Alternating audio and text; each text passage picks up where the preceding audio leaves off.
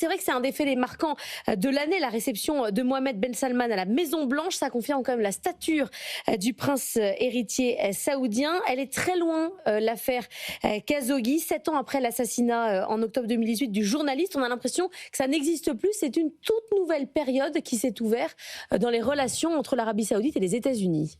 Il y a effectivement une nouvelle période qui s'ouvre avec la réaction du président Trump et surtout un prince MBS qui a mûri et qui vient avec une autre manière de porter l'Arabie saoudite, qui a conscience des atouts de l'Arabie saoudite dans un contexte international qui est en pleine reconfiguration et avec un Moyen-Orient lui-même qui a changé entre le premier mandat Trump et cette réception du prince qui vient comme un partenaire de référence, un partenaire essentiel, surtout au moment où les États-Unis sont clairement dans une logique de retrait relatif au Moyen-Orient et où les partenariats avec les acteurs clés tels que l'Arabie saoudite sont essentiels. C'est-à-dire que quand il vient, il porte quoi comme image, comme symbole ?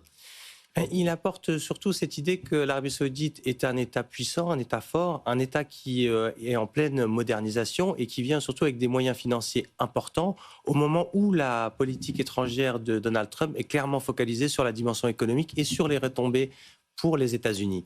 Donc il vient avec cet atout qui est recherché, courtisé par les États-Unis. Et à la fin, quand il repart avec quel type de partenariat ? L'essentiel pour l'Arabie saoudite, c'est surtout d'être dans une affirmation de son autonomie stratégique.